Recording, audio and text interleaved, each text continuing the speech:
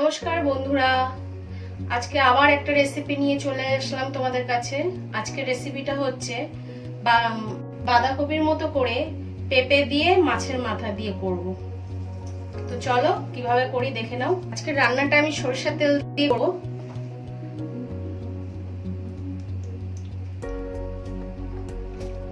আমি একটু বেশি করেই তেল দিয়ে দিয়েছি। এই তেলেই রান্না করব, যেহেতু মাছের মাথাটা ভাজবো ওই জন্য তেলটা একটু বেশি করেই দিলাম।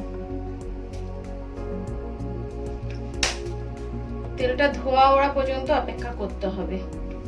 তেলটা গরম হয়ে গেছে, তেলের মধ্যে সামান্য লবণ দিয়ে দেবো। লবণ দিলে তেলটা কম ছেটে।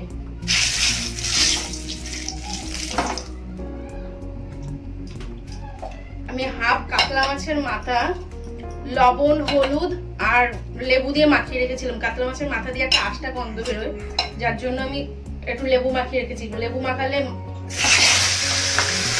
গন্ধটা আসে না। আর একটু মাছ দিয়ে দিচ্ছি।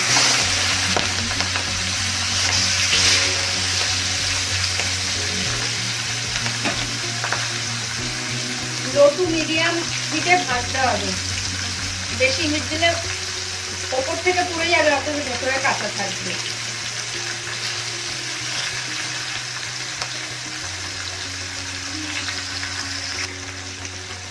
মাছের মাথাটা ভাজা হতে থাক, ততক্ষণ আমি তোমাদেরকে বলে দিই আজকের রেসিপিতে কি কি উপকরণ লাগবে।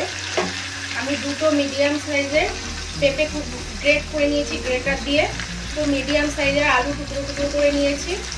আর লাগবে দুটো তেজপাতা ফোড়নের জন্য, আর গোটা গরম মশলা আর জিরে ফোড়ন দেবো। মশলা লাগবে হচ্ছে তোমার আদা, জিরে আর কাঁচা লঙ্কা আমি মিক্সিতে পেস্ট করে রেখেছি।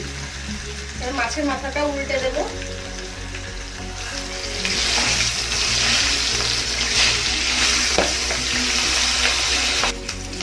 যতক্ষণ ভাজা পুরোপুরি না হয় এপাশ ওপাশ করে উল্টে পাল্টে ভেজে নিতে হবে।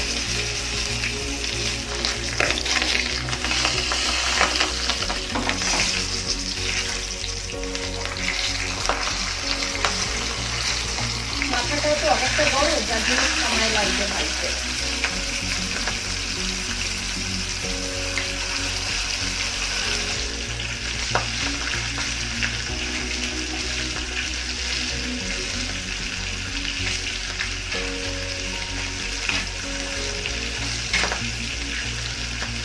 মাছের মাথাটা ভাজা হয়ে গেছে, এবার তুলে নেব।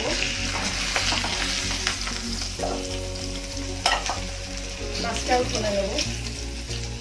এবার আলুগুলো ভেজে নেব।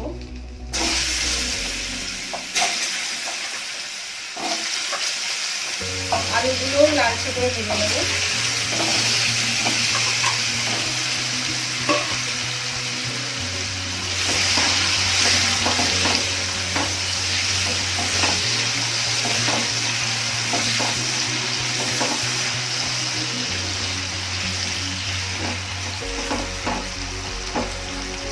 আলুগুলো দেখো ভাজা হয়ে গেছে, দেখো বুঝতেই পারছো। এবার তুলে নেবো আলুগুলো।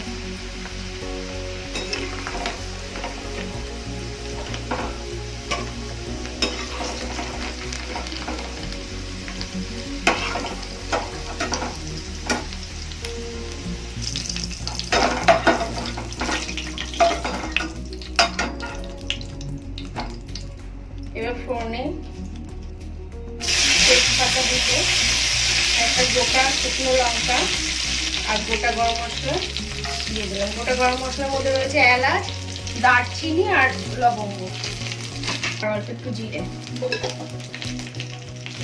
এগুলো একটু নেড়ে দিয়ে একটু হালকা ভাজা হলে একটা সুন্দর গন্ধ বেরোবে। তারপরে মশলাটা দিয়ে দিতে হবে।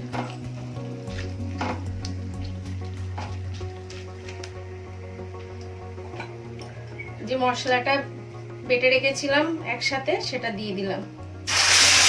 আমি এখানে দুটো কাঁচা লঙ্কা দিয়েছি, কারণ পেঁপেটা তো একটু মিষ্টি মিষ্টি হয়, যার জন্য দুটো দিয়েছি। বড় বড় দেখে দুটো কাঁচা লঙ্কা দিয়েছি।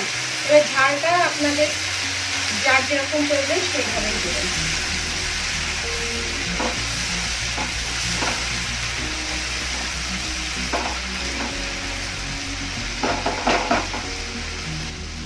এক চামচ লবণ দিলাম। হাফ চামচ হলুদ, মশলার বাটিটা ধুয়ে একটু জল দিয়ে দিলাম। মশলাটা ভালোভাবে কষিয়ে নিতে হবে।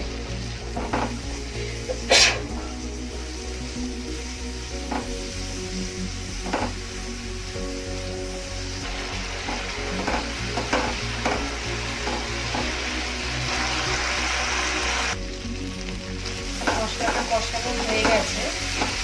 এবার যে মাছের মাথাটা, মাছটা আগে থেকে ভিজে রেখেছিলাম সেটা দিয়ে দেবো, দিয়ে একটু ভালো কষিয়ে নেব। আমার মতো যারা মাছ দেবে তারা অবশ্যই মাছের কাঁটাটা বেছে ফেলে দেবে।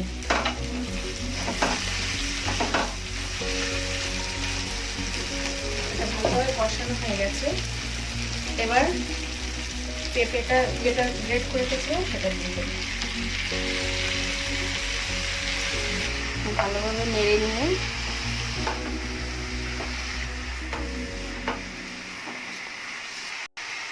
এবার আগে থেকে ভেজে রেখেছিলাম আলুগুলো দিয়ে দেবো।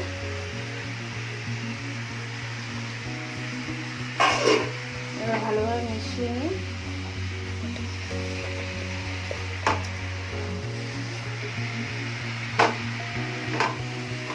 ভালোভাবে মিশিয়ে নিয়ে ঢেকে দেবো 5 মিনিটের জন্য।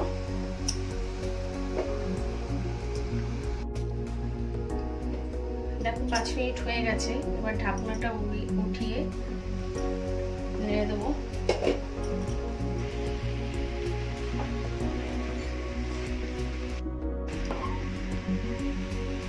আমি আবারও 5 মিনিটের জন্য ঢেকে দেবো।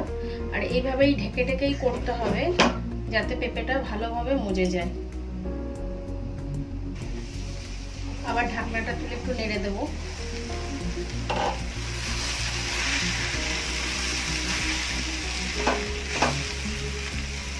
আলুগুলো সিদ্ধ হয়ে গেছে, কিন্তু আরেকটু হবে, এখন অনেকটা কমে এসেছে।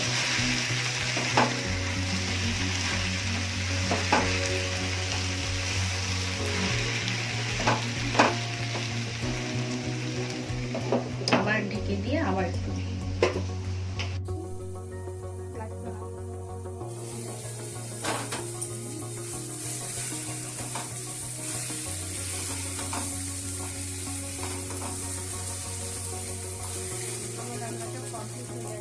নামানোর আগে একটু সামান্য চিনি আর গরম মশলা দিয়ে দেবো। সামান্য চিনি দিয়ে দিলাম, সামান্য গরম মশলা দিয়ে দিলাম। এবার নেড়ে চেড়ে নামিয়ে দেবো। চিনি আমি সামান্য দিয়েছি, কারণ হচ্ছে পেঁপেগুলো মিষ্টি মিষ্টি টাইপের ছিল তো, যার জন্য।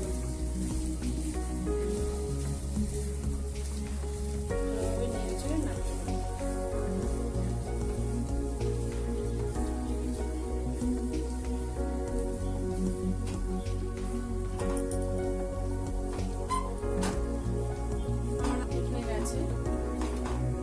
দেখো খুব সুন্দর হয়েছে।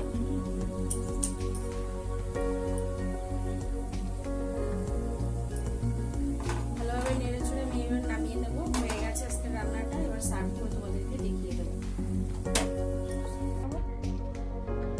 দেখো কি সুন্দর সার্ভ করে দিয়েছি, কত সুন্দর লাগছে। এটা কিন্তু খেতেও অপূর্ব টেস্টি।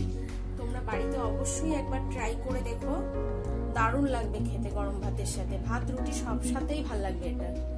আর আজকের ভিডিওটা যদি তোমাদের ভালো লাগে অবশ্যই ভিডিওটাকে কমেন্ট করো, লাইক করো, শেয়ার করো আর ফলো করো আমাকে। আজকের ভিডিওটা এখানেই শেষ করলাম। অনেক অনেক ধন্যবাদ।